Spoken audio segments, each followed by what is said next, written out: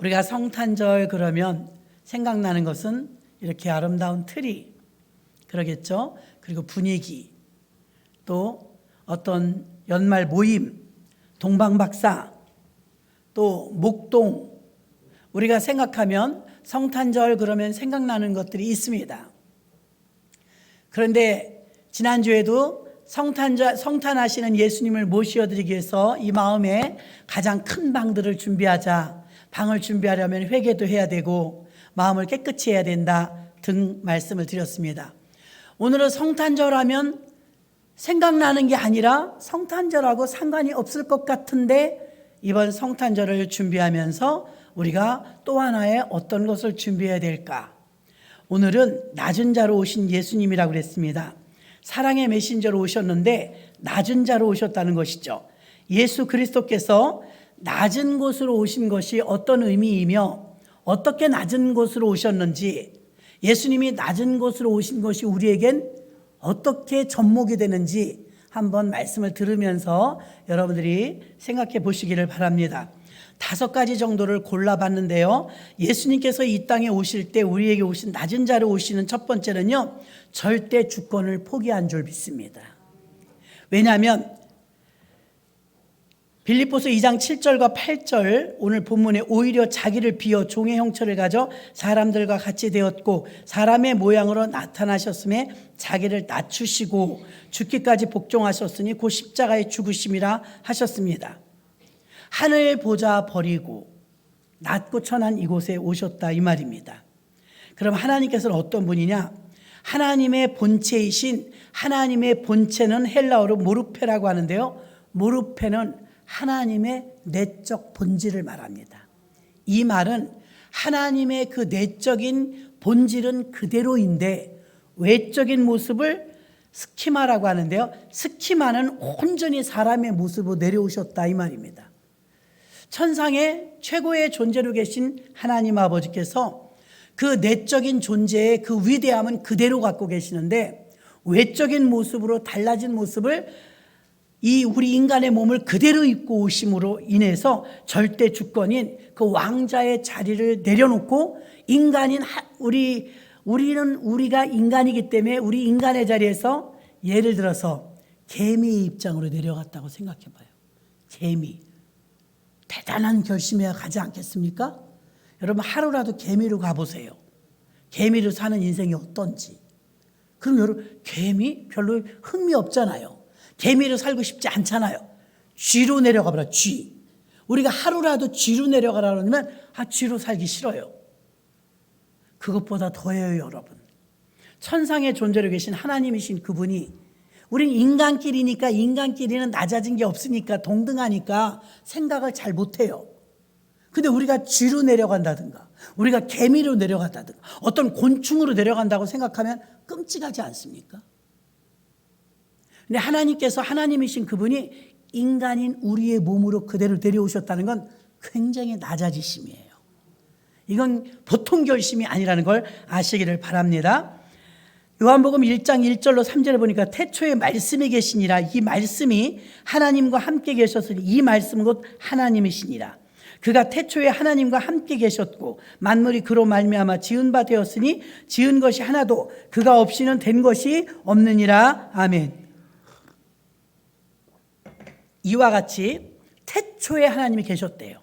500년 전, 1000년 전이 아니라 온 인류가 지어지기 이전부터 하나님이 계셨는데 그분이라 이 말입니다. 위대하신 분. 디모데전서 3장 16절도 크도다 경건의 비밀이요 그렇지 않다 하는 이 없도다. 그는 육신으로 나타난 바 되시고 영으로 의롭다 하심을 입으시고 천사들에게 보이시고 만국에게 전파되시고 세상에서 믿음 바 되시고 영광 가운데서 올리셨음이니라. 아멘. 육신으로 나타난 바 되었대요. 그게 우리들과 똑같은 모습으로 10달 동안 어머니 뱃속에 있다가 나왔으니 예수께서는 하나님이시지만 우리에게 오셨다 이 말입니다. 본질은 바뀌지 않지만 외형적인 모습의 사람의 모습으로 사람의 모습 속에 주님이 오셨으니 성육신이라고 합니다. 위대하시고 크신 분이. 여러분의 권사님 내일 하루만 개미로 가주세요. 개미. 아니 33년만 개미로 살다 올래요? 나머지 70년은 사람으로 살게 해줄게. 끔찍할 것입니다. 개미로 살으라고 하면, 하나님께서 높고 높은 보좌 위에서 낮고 천한 이곳에 오셨다는 것을 우리의 입장에서는 별로 이해가 안 돼요. 다 동질감을 느끼고 우리는 다 동등하기 때문에. 그래서 예를 든 것입니다. 예수님은 하나님과 동등하신 분인 걸 믿으시기를 바랍니다. 하나님이 천사를 사람보다 먼저 창조했어요. 천사를 만드셨을 때 천사가 결국은 타락하죠. 타락한 천사가 사탄이 됩니다. 하나님을 대적했어요. 이사야 14장 12절로 14절 보면 그 장면이 나옵니다.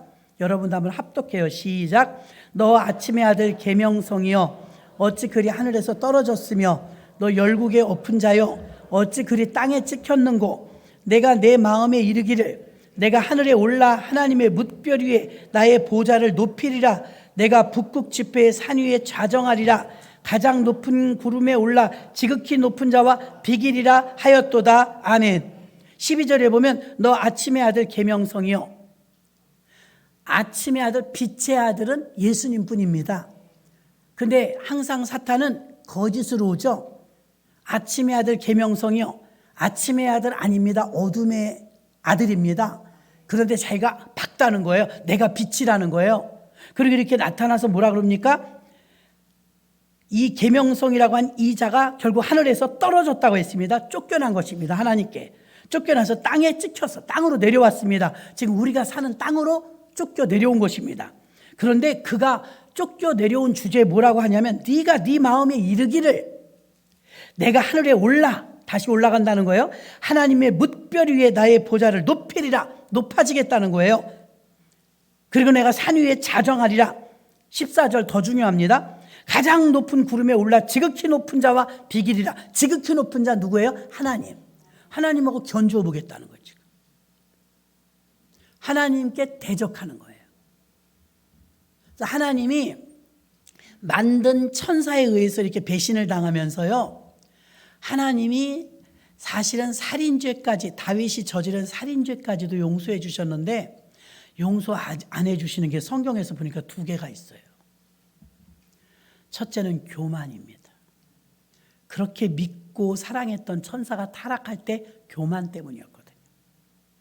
뭇별 위에 서서 내가 전능자와 비기리라 대결해 보겠다 이거예요. 교만한 꼴은 못 봅니다. 그 다음에는 하나님이 만들어 주셨는데 다른 데 가서 절해요. 절하고 비나이다 비나이다 앞길을 막 물어보고 점치러 다니고 우상을 숭배하고 그 다음에 하나님이 대가를 꼭 지불하는 게 우상 숭배입니다. 그래서 이 두 가지는 진짜 조심하셔야 돼요. 우상 숭배하고 교만한 것은 대가를 지불해야 돼요. 혼난다 이 말입니다. 근데 회개하면 어떤 죄를 져서도 다 용서해 주시는데 은혜 많이 받은 사람의 공통점은 겸손인 줄로 믿습니다. 근데 하나님이 얼마나 귀히 보시냐면 겸손한 자는 자꾸 높여주신대요. 겸손한 자의 특징은 낮아지거든요. 낮은 자리에 가거든요. 근데 하나님이 자꾸 높여준대요. 그러니 여러분 높아지려고 하지 마시고 낮아지려고 하려고 하셔야 될 줄로 믿습니다. 그래야 하나님이 높여주십니다. 사탄은 하나님이 만든 피조물이에요. 신이 아니에요. 그런데 하나님과 비교보겠대요. 얼마나 가소롭습니까? 우상숭배하고 사탄은 하나님이 아주 싫어하시는 것입니다. 7절에도 오히려 자기를 비워 종의 형체를 가져 사람들과 같이 되었고 그래서 종의 형체까지 내려갔다는 것입니다.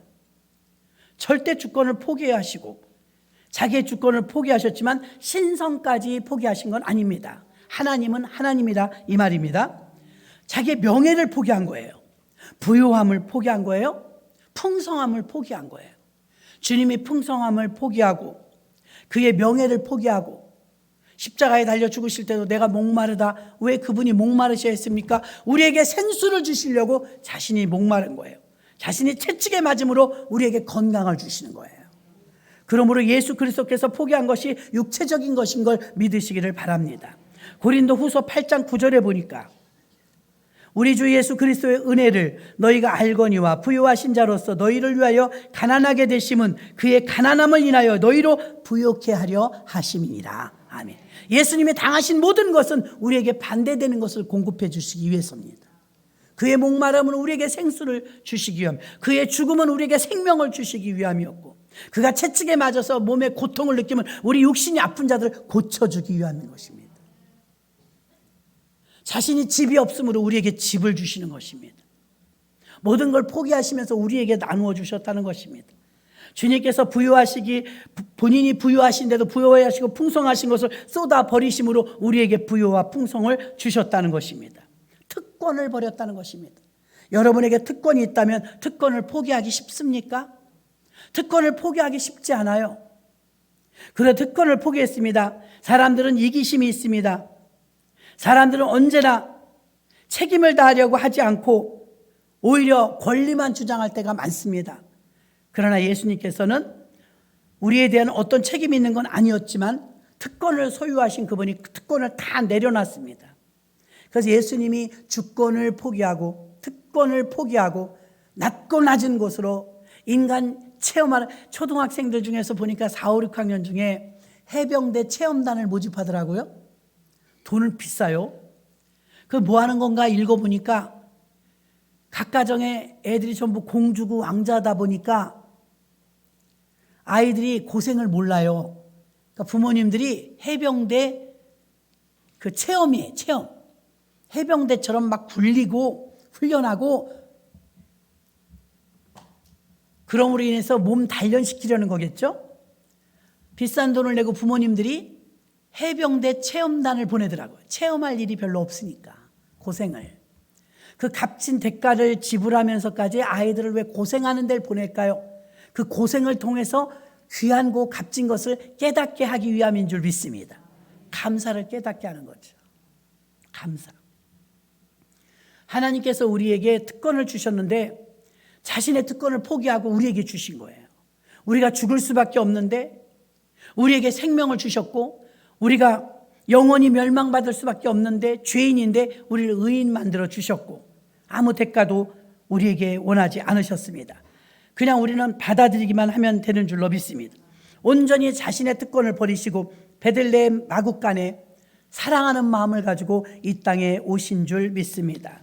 그러므로 예수 그리스도께서는 절대 주권을 포기하셨고 두 번째는 종의 모습으로 오셨습니다. 섬김의 모습으로 오셨습니다. 7절에 나오죠. 오히려 자기를 비워 종의 형체를 가져 사람들과 같이 되었고 낮은 자리, 더 내려가는 자리를 누가 좋아하겠습니까? 사람들은 통치자가 되길 원합니다. 더 높은 자리, 권력을 갖길 원합니다. 더 좋은 자리, 사장님이 되길 원합니다. 그런데 예수님은 그 부요하고 풍성한 자리에서 내려오셨다는 것입니다. 무엇 때문에 그러셨습니까? 그분의 진짜 의미는 우리를 섬기려고 오신 줄 믿습니다. 누가복음 22장 27절에 앉아서 먹는 자가 크냐 섬기는 자가 크냐 앉아 먹는 자가 아니냐 그러나 나는 섬기는 자로 너희 중에 있노라. 여러분 손님들 오셨을 때 앉아서 드시는 분이 높은 자리에 있습니까? 서빙해 주는 사람이 높은 자리에 있습니까? 앉아서 먹는 자가 높은 자라 이것입니다. 예수님은 섬기러 서빙하러 오셨다 이 말입니다. 마가복음 10장 45절에도 인자에 온 것은 섬김을 받으려 함이 아니라 도리어 섬기려 하고 자기 목숨을 많은 사람의 대속물로 주려 함이라. 아멘. 이스라엘 나라는 신정 통치국가였어요. 하나님이 왕이죠. 어느 날 사람들이 엉덩이 뿔나듯이 하나님 우리도 왕을 주세요. 왜 우리만 왕이 없어요? 다른 나라는 다 왕이 있는데. 하나님이 왕인데. 하나님의 마음은 속상하셨지만 사무엘 선지자한테 말했습니다. 기름을 부어 왕을 세워라. 사울 왕을 그럼 너의 왕을 너희가 뽑아라. 그 사람들의 마음에 드는 왕을 뽑았어요. 갖다 세워놓으니까 얼마나 잘생겼는지. 성경에 뭐라고 써있어? 다른 사람들보다 어깨 위가 한 자는 더 있더라. 키도 크고 잘생기고 가문도 좋은 사람을 뽑았으니 기스의 아들 사울이었습니다. 사울왕을 뽑아놓으니까 사울왕 만세! 사울왕 만세! 백성들이 너무 좋아했어요. 자, 하나님이 왕이었는데 부족하다고 느낀 거예요. 우리도 왕을 달라는 거예요. 아우성을 쳐서 하나님이 어쩔 수 없이 사람들이 뽑은 왕을 세워줬어요. 그날부터 고달퍼지기 시작합니다. 어떻게 고달퍼요? 잘 보여야 돼. 왕에게, 그 권력에게 잘못 보이면 죽어요. 왕에게 잘 보여야 되니까 얼마나 사는 게 더 피폐해지는지 몰라요. 자, 사람들의 세워진 왕은요, 그 권력에 줄을 서야 되고 그 권력 앞에 무릎을 꿇어야 하니까 힘들어요. 사실은 왕을 세워달라고 아우성 쳤지만 왕이 세워지고 나서 좋아진 게 아니라 더 피곤해졌어요. 하나님의 아들 예수는 왕이셨습니다. 왕을 내려놓고 오셨어요. 왕에서 군림하려고 오시고 통치자로 오신 것이 아니라 섬기러 오셨어요. 이 왕을 모시면 사는 게 편해져요. 이 왕이 오시면 우리 삶이 좋아져요. 세상 왕을 세워놓으니까 이게 더 피곤해진 거예요. 왕한테 잘 보여야 되니까. 3년 반 동안 공생애 하시면서 주님의 모습은 자체가 섬김이었습니다. 머리 둘 곳이 하나도 없을 정도로 아주 청빈하게 사시면서 내적 본질은 모르테 왕이셨지만 그의 모든 육체적인 환경은 종이었다는 것입니다. 종의 모습으로 하나님이신 그분이 죄인을 구원하기 위해서 종의 형체를 가지고 우리를 살려내기 위해서 우리와 같은 모습을 가지고 이 땅에 오셨으니 섬기러 오신 줄로 믿습니다. 예수님이 섬기러 오신 최고의 절정은 십자가죠. 누가 나 대신 죽어줍니까? 그래서 두 번째는 종의 모습으로 오셨고요. 세 번째는 죄인의 인간의 모습, 죄인인 인간에게 먼저 다가오신 줄 믿습니다. 인간의 모습으로 오셨는데 죄로 얼룩진 게 우리들이에요. 자옥마다 발자국마다 지나온 세월이 다 죄뿐입니다.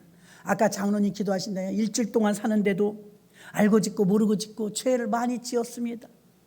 안 짓고 싶었어요. 마음은. 지나고 나면 또 죄를 지었네. 불현듯 지나고 나면 또 실수했네. 우린 죄투성입니다. 찬송가 405장 봐요. 나 같은 죄인 살리신 주 은혜 놀라와. 잃었던 생명 찾았고 광명을 얻었네.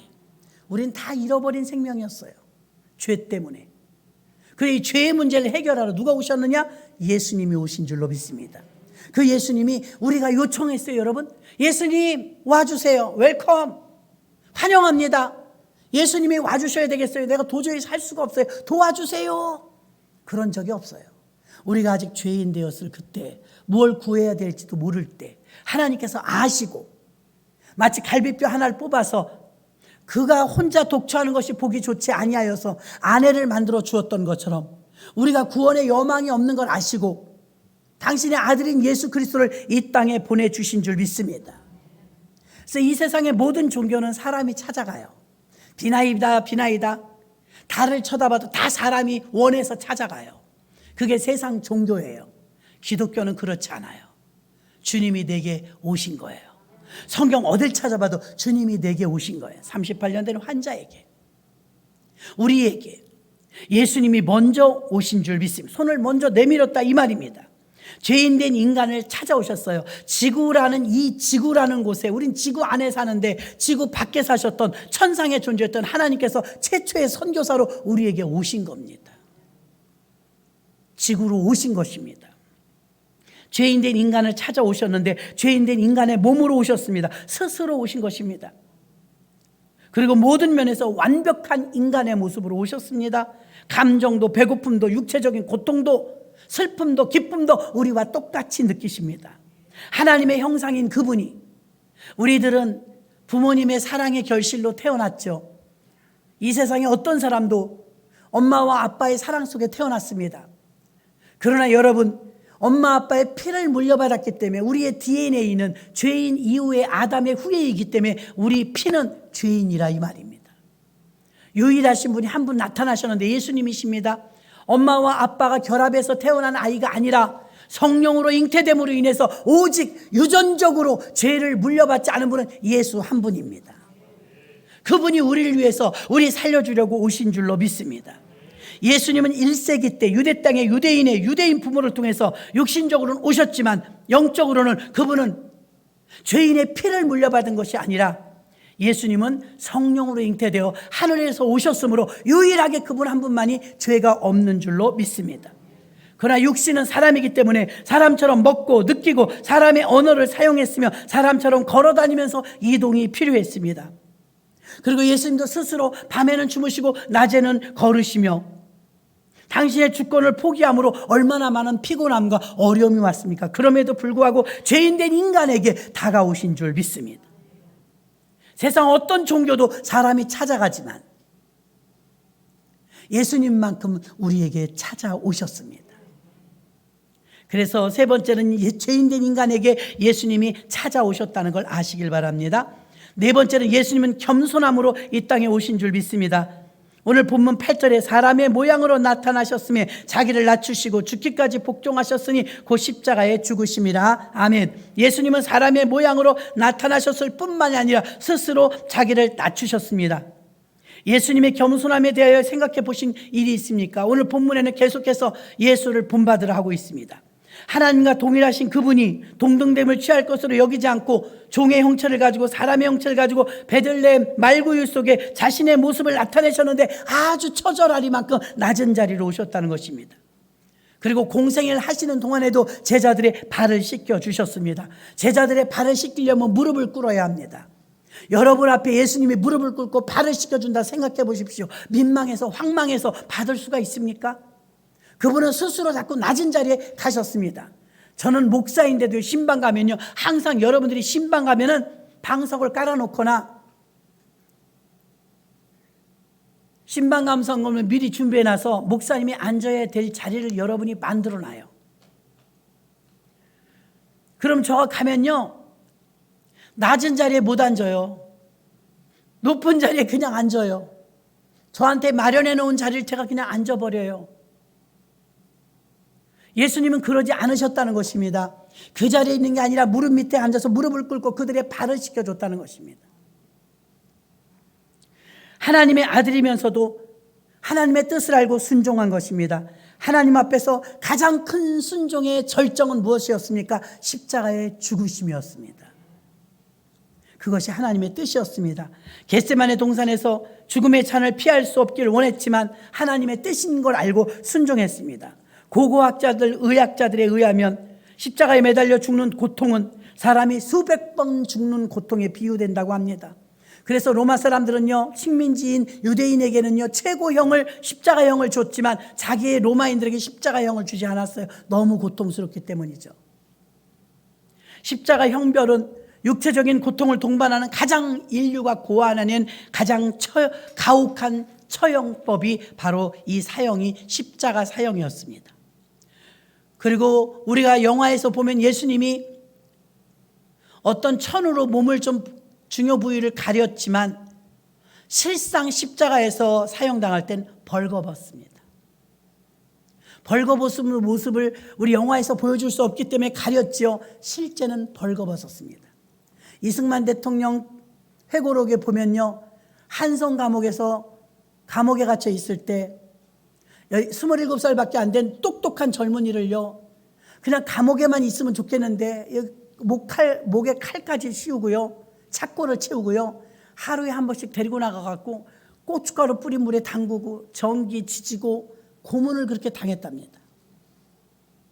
그런데 최고로 힘들었던 게 뭐냐면, 사람들도 간수들이라 이렇게 죄수들 많이 있는 데서 빨거벗겨가지고 벽에다가 손 2개를 매달아서 매고 채찍질을 가할 때가 있답니다. 자기 몸이 아픈 거는 견디겠는데 그 젊은 나이에 젊은 청년이 이 수치심을 이루 말할 수 없었대요. 견디기 힘든 게 수치였대요. 뻘거벗은 모습으로 매맞는 게 너무 수치스러워서 견딜 수가 없었다고 합니다. 여러분, 그러면 그 순간 이승만 대통령은 예수님이 얼마나 창피했을까? 자기는 지금 10명도 안 되는 이 사람들 앞에서 매맞는 게 이렇게 수치스러운데, 뻘거벗은 게. 예수님은 여자고 남자고 얼마나 많은 구경꾼들이 그 갈보리산에 올라와서 다 뺑돌아서 쳐다보고 있는데 뻘거벗긴 상태에서 십자가에 매달려서 그 피 흘리고 죽을 때 그 수치심이란 여러분이 생각하는 상상 이상의 것이라고 이야기를 했어요. 그때 뼈저리게 느꼈대요. 주님 얼마나 수치스러우셨어. 얼마나 조롱받을 때 수치스러우셨냐고 눈물을 펑펑 쏟았다고 하더라고요. 그 자리에 가보지 않으면 느끼지 못하는 것입니다. 스스로 낮추시는 것입니다. 십자가 형벌은 그토록 고통스러운 것이었으며 그토록 수치스러운 것이었습니다. 그 수치스러움과 그 고통을 왜 견뎌내고 왜 참았을까요? 우리를 사랑하사 우리를 살리시려는 오직 그 일념 하나에 하나님께 순종으로 죽으신 줄 믿습니다. 이 최고의 섬김이라는 것입니다. 이렇게 예수 그리스도께서는 고통을 동반하는 가혹한 처형으로 인하여서 우리에게 생명을 안겨주셨습니다. 다섯 번째는요, 예수님은 최고의 명예를 회복하고 가신 줄로 믿습니다. 예수님이 세례를 받을 때 사람들이 그랬어요. 야, 하나님의 아들인데 세례를 받아. 누가 알아봤어요? 세례 요한이. 내가 당신에게 세례를 받아야 되는데 당신이 어째요 내게 세례 받습니까? 하나님이신 당신이 어떻게 내게 와서 세례를 받습니까? 이건 질서를 위한 것이니 세례를 베풀어 달라. 이렇게 말을 했습니다. 그랬을 때 예수님이 낮아지시지 않고는 세례 요한 앞에 가서 세례를 받을 수가 없는 것입니다. 그런데 하나님께서 하늘에서 하늘 문이 활짝 열리더니 세례 받고 올라오시니까 이는 내 사랑하는 아들이요 내 기뻐하는 자라 하시면서 이분이 하나님의 아들이라는 것으로 높여주신 줄로 믿습니다. 우리가 스스로 낮아지면요 하나님이 우리를 높여주셔요. 40일을 금식했습니다. 광야에서 철저하게 낮아지면서 하나님의 일을 수행하려고 공생활을 하기 전에 40일 동안 금식하셨습니다. 그러나 하나님은 그를 다시 높이셨습니다. 말씀으로 물리쳤고 천사가 와서 수종둠으로 그는 40일 금식하고 승리하여 결국 공생에 들어갈 수 있었는 줄로 믿습니다. 예수님은 스스로 낮아지신 분입니다. 그리고 스스로 낮아졌을 때 하나님께서 그를 높여주셨는데 십자가에서 사람들이 그를 죽였지만 하나님은 다시 그를 높이심으로 3일 만에 부활하여 무덤을 박차고 나온 줄로 믿습니다. 하나님이 높여주신 것입니다. 예수님을 살려주셨기 때문이죠. 빌립보서 2장 10절에 하늘에 있는 자들과 땅에 있는 자들과 땅 아래에 있는 자들은 모든 무릎을 예수 이름에 꿇게 하시고 예수의 이름에 무릎을 꿇도록 만드신 줄로 믿습니다. 모든 피조물이 예수님 앞에 무릎을 꿇도록 하나님이 다시 높여주신다는 것입니다. 11절에 보니까 모든 입으로 예수 그리스도를 주라 시인하여 하나님 아버지께 영광을 돌리게 하셨느니라. 아멘. 모든 피조물은 예수님 앞에 무릎을 꿇게 되었던 것입니다. 로마서 10장 9절에도 보니까 내가 만일 내 입으로 예수를 주로 시인하며 또 하나님께서 그를 죽은 자 가운데서 살리신 것을 내 마음에 믿으면 구원을 얻으리니. 아멘. 하나님께서 그를 죽은 자 가운데서 살리셨다고 말하지 않습니까? 스스로 죽어지고 낮아지니까 하나님께서 그를 살려내심으로 높여주신 줄로 믿습니다. 그래서 하나님이 영광 받으시고 예수님의 이름이 높여진 줄로 믿습니다. 우리 교회는 원주민 교회입니다. 이 동네 원주민 교회. 21년 전에 이 동네는 황량했죠. 판자촌이 있고 전형적인 시골 동네였습니다. 이 동네에 십자가를 세우게 될 때 우리 교회는 안방 개척했어요.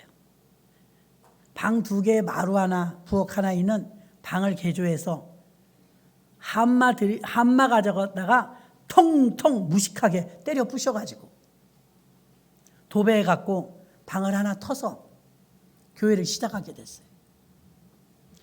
그리고 이제 총회장님을 통해서 개척하라고 하시니까 개척을 하는데 제가 봐도 여기 아무도 안 올 것 같아요. 이게 무슨 교회야? 아무도 안 올 것 같아요. 그래서 개척하는 우리 개척 멤버들이 우리 그냥 기도나 하자. 기도처라고 생각을 했어요. 창립 예배를 드리고 기도를 하고 주일마다 이제 우리끼리 예배를 드리기 시작해야 되는데 우리끼리만 드릴 수는 없잖아요. 전도도 해야 되고 그래도 여기 교회가 있다는 걸 알려야 될 것 같아요. 그래서 막 알리고 다녔죠. 근데 그 당시에는 동네가 빈민촌이고 판자촌 동네다 보니까 가난한 사람들이 몰려왔어요. 가난한 사람들 중에서도 외국인들이 21년 전에 방 하나 얻는데 방 하나 부엌 하나에 15만 원인 거예요. 15만 원에 얻어갖고요 3명이 살아요. 그 5만 원씩 내면 돼요. 문제는 무엇이냐면 이렇게 겨울이 되면 황량하고 춥잖아요. 그런데 이제 그들에게 우리가 다가갔죠. 김장을 해갖고 우린 개척할 때부터 200포기씩 했어요. 김장을 해갖고 나눠줬어요. 너무 좋아하는 거예요. 외국에서 중국에서 이렇게 들어오잖아요. 배낭 하나 갖고 옵니다. 배낭 하나 갖고 갈 곳도 없는데 무조건 와요. 돈 벌러. 돈 벌러 작정하고 온 이 사람들이요, 돈 안 써요. 그럼 방에 보일러를 어느 정도는 떼줘야 이 보일러가 터지질 않는데 안 뗍니다. 그리고 이제 그때 막 구주공 1단지, 2단지가 막 건축하고 있었어요. 그 입주를 시작하니까 세상에 멀쩡한 걸 얼마나 많이 버리는지 신났어요, 외국인들이. 주소다 쓰느라고.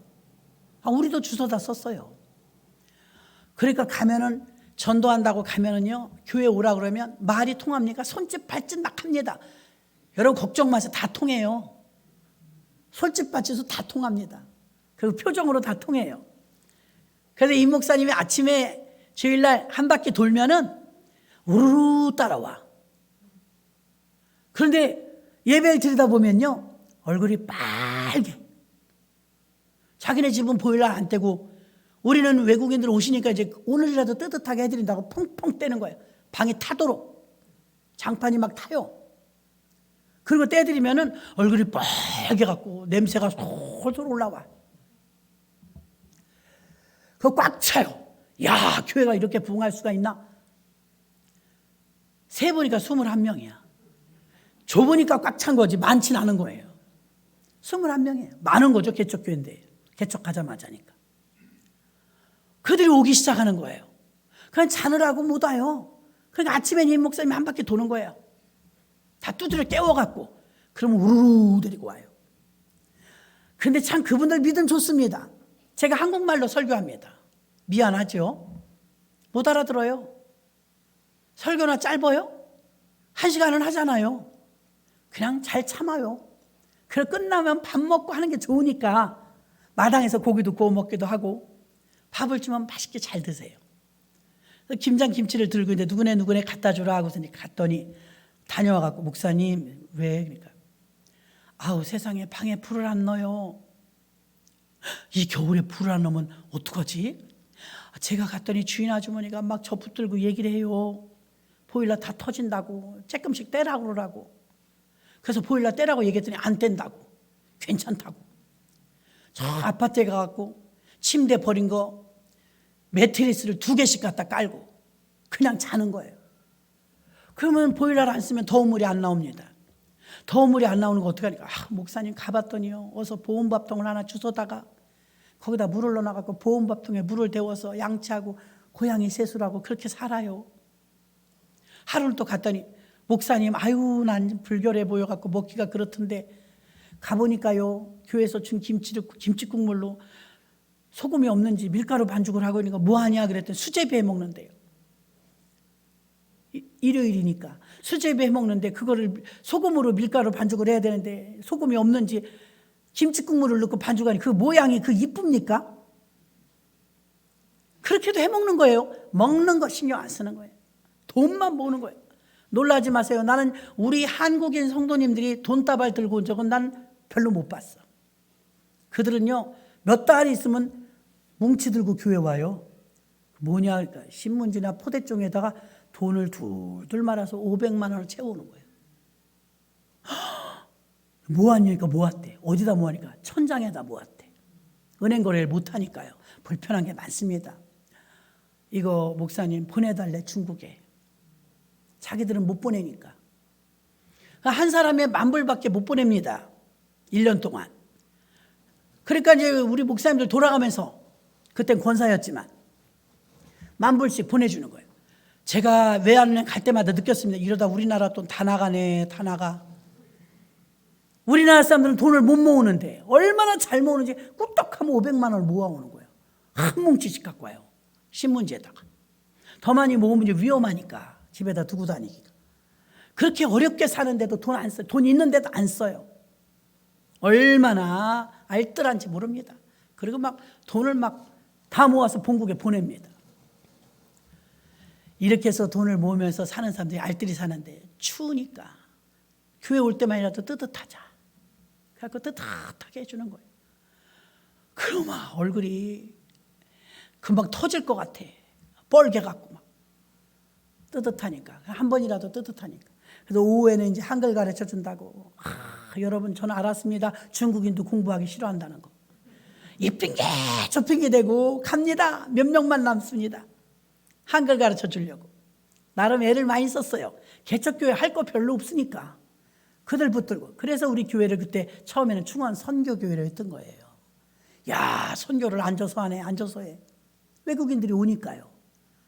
근데 이들에게 막 문제가 생기기 시작합니다. 어떤 문제가 생겨요? 우리는 그냥 엥하고 이제 경찰차가 지나가면 지나가는가 보다 그래요. 누가 또 아픈가 보다 119가 오면 그러는데 이 사람들은 그럼 밥 먹다 빡 어디로 숨어요. 교회에서도 밥 먹다. 왜 그러냐 그러면 불법 체류자인 거예요. 폴리스 이래요. 폴리스가 왔다는 거예요. 경찰이 오면은 자기들은 잡혀간다는 거예요. 그 마음을 졸이면서 좀 기도해 주면서 하는데도 그런데도 걸리기도 해요. 그냥 즉석에서 거리 돌아다니다가 잡혀갖고 가면 바로 퇴출입니다. 강제 송환이. 어느 날 주일날 예배 드리는데 전화가 왔어요. 어디냐 하니까 인천 연안부도 출입국 관리소래요. 그런 데서 왜 나한테 전화를 했냐고. 그러니까 누구 맞니? 누구 맞다고 그랬더니 여기 누구 있는데 이 사람 아니에요. 안다고. 중국인 성도예요. 잡힌 거야. 이 사람이 면회 신청을 했다고 꼭 한번 와주시란다고. 그래서 박 장로님하고 예배 끝나고 갔어요. 갔더니 죄인도 아닌데 교도소에 이렇게 면회하는 것처럼 그렇게 생겼더라고요. 똑같아요. 저쪽에서도 나는 보이고 나도 보이는데 이렇게 전화로 인터폰 같은 걸로 얘기를 하는 거예요. 어떻게 된 거야? 그랬더니 폴리스 잡혔다는 거예요. 그래서 그 한국 사람 세관에 있는 사람들 물어봤어요. 어떻게 되는 거냐니까. 못 나온대요. 그냥 배 타고 보낸대요. 중국으로. 그럼 어떻게 해야 되냐니까 자기 집에 가면은 집 정리를 못한 거예요. 어디 통장이 있고 돈이 어디 이렇게 있고 옷은 이렇게 뭐뭐만 해갖고 여기까지 갖다 달래. 알았다고. 비밀번호 뭐냐고. 비밀번호 알려줘요. 집에 가서 울면서 그걸 싸는 거 보따리 줘요. 얼마나 안쓰러워요. 강제 추방이니까. 그래서 그가 원하는 걸 다 저금 통장하고 이렇게 해서 싸가지고 다시 갔어요. 주일날 그러고 돌아다닌 거예요. 가갖고 이렇게 해서 넣었다 하니까 알았대. 그 중국말로 목사가 무수인가 봐. 무수. 김무수 그래요. 다시 온다는 소리야.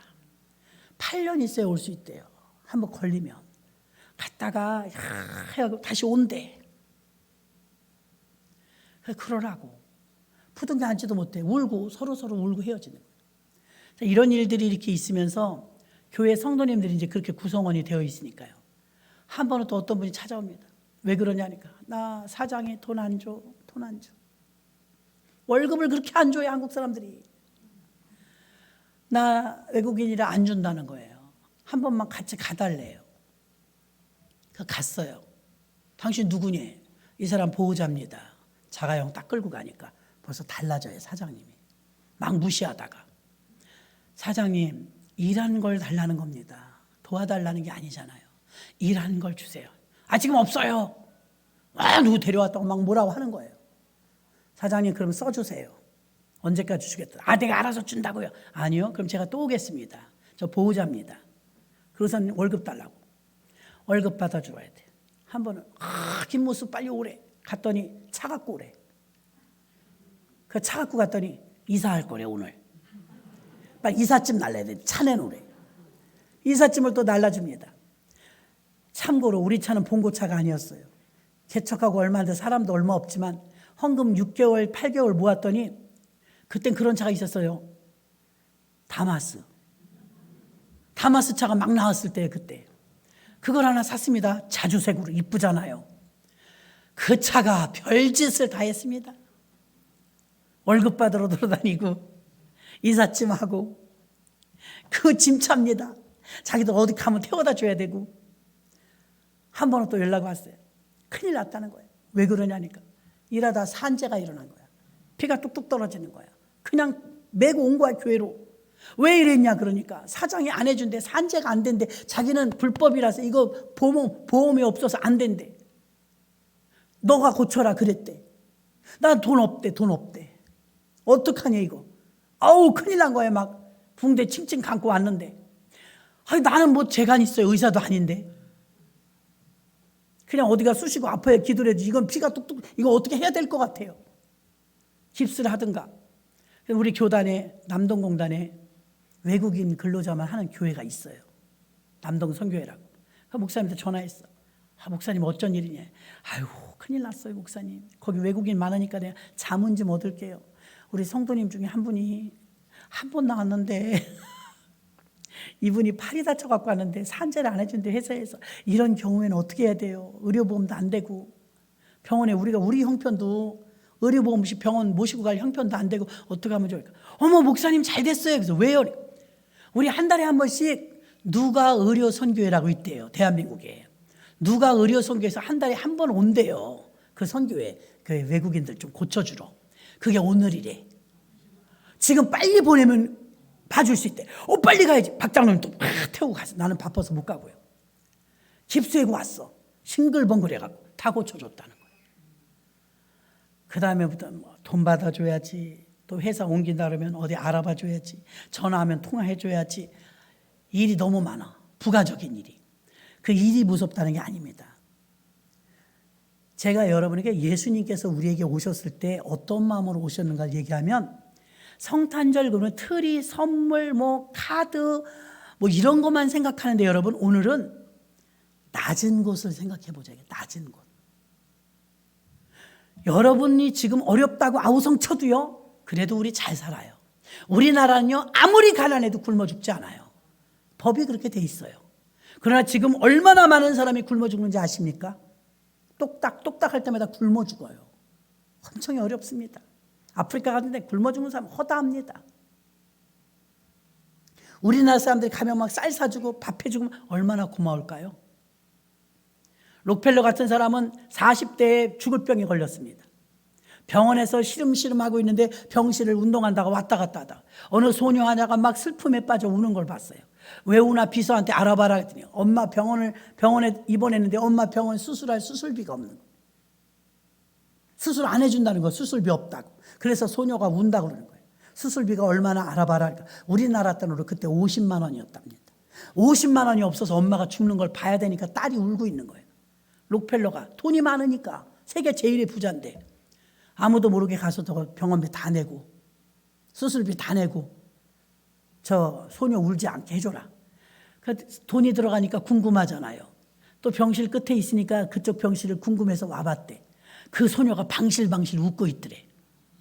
그래서 어떻게 됐나 알아봐라. 그러니까 비사가 아유 수술해갖고 다 났대요. 경과가 좋아갖고요. 엄마가 좀 있으면 퇴원한대요. 그래서 아가씨가 좋아갖고 저런데 사람을 자꾸 찾는데 아유 사장님이 안 알려줘갖고 누군지 모르는데 너무 좋아서 얼굴이 해같이 빛나는데 이 록펠러가 그 아가씨 얼굴 보는 게 희망이 된 거예요.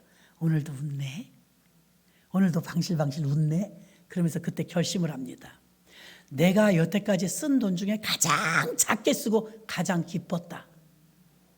내가 쓴 돈 중에 가장 작고 가장 크게 기뻤다. 병원에 이렇게 아픈 사람이 있나 더 찾아봐라.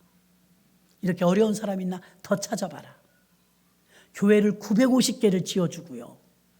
교회 하나 지어놓고 여러분이 이 빚 때문에 이자 올라가니까 걱정도 많죠. 이거 우리 다 함께 합심해서 기도하면서 막 이뤄나가야 돼. 언제 해결될지 모르죠. 근데 이 사람은 혼자 950개의 교회를 지었어요. 고아원, 학교, 재단, 이루 말할 수 없어요. 돈도 많지만 그 사람이 그리고 96세까지 살았습니다. 40대 죽을 병에 걸린 사람. 이 사람이 낮은 자의 자리에 가서 그 어린 소녀 얼굴 밝아진 거 하나 보면서 기쁨을 얻으면서 보람을 느끼면서 그 일을 계속한 거예요. 죽는 날까지. 예수님이 이 땅에 오실 때는요, 자신의 위치에선 보이지도 않는 자리에 천한 자리이지만 이 낮은 자리에 오셔서 우리 인간하고 똑같은 몸을 입고 오셨어요. 이 연말에 왜 예수님의 사랑을 왜 연말만 되면 불의유독게 하며 딸랑딸랑 자선남비가 나올까요? 예수님의 정신을 본받으라 이 말입니다. 여러분도 물론 힘들어요. 그래도 굶어 죽지 않아요. 저는 나름대로 그랬어요. 우리 개척교회 할 때요. 그렇게 조그만 교회인데요. 먹는 것도 많이 먹지 않습니까? 어느 날 보니까 제단 앞에 들어가 보니까 10kg짜리 쌀 하나가 와 있어. 누가 갖다 놨는지 모르겠는 거예요. 10kg짜리 쌀 하나를 봤는데 그렇게 고맙고 크대요. 그때는 전 지금 10kg짜리 쌀 하나 크지 않아요. 그때는 10kg짜리 쌀 하나를 누가 재단에 갖다 놨는데 그렇게 크대요. 너무 고맙고. 그래서 저는 개척교회 쌀 많이 줍니다. 여유만 되면 그냥 나눠줍니다. 근데 그러면서 교회가 크면, 우리도 교회가 크면 개척교회들 이렇게 쌀 나눠주고 살아야 되겠다. 교회가 좀 성장하면, 어렵게 지금도 힘든 사람이 있거든요. 어려운 사람이 있거든요. 도와줄 만한 집은 너무 많거든요. 어떻게든 긴축해서 그렇지 정말 하나님의 일을 하지 못할 때가 얼마나 많은지 모릅니다. 야, 기업하시는 분 중에 누가 쌀 20kg, 10kg가 됐든 20kg가 됐든 한 20포 안 사다 놓나? 신은 나눠주면 좋겠다. 연말이나 추수감사절 되면 생각납니다. 근데 우리 교육자들 나눠주고 개척교회 몇 교회 나눠주면 없어요. 그래서 야, 어느 교회는 막 300포, 500포에서 그렇게는 못한다 할지라도 정말 어려운 분들과 함께 나눌 수 있으면 좋겠다. 이 연말이 어떤 때냐? 성탄절에 예수님이 낮은 자로 오셨기 때문에 여러분들도 제가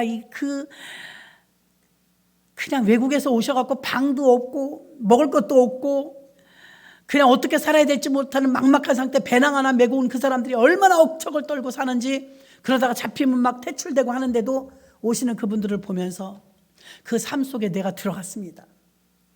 그들의 삶 속에 내가 들어갔더니 처절하죠. 이건 될 것도 아닙니다. 하나님이신 그분이 우리에게 오신 것은.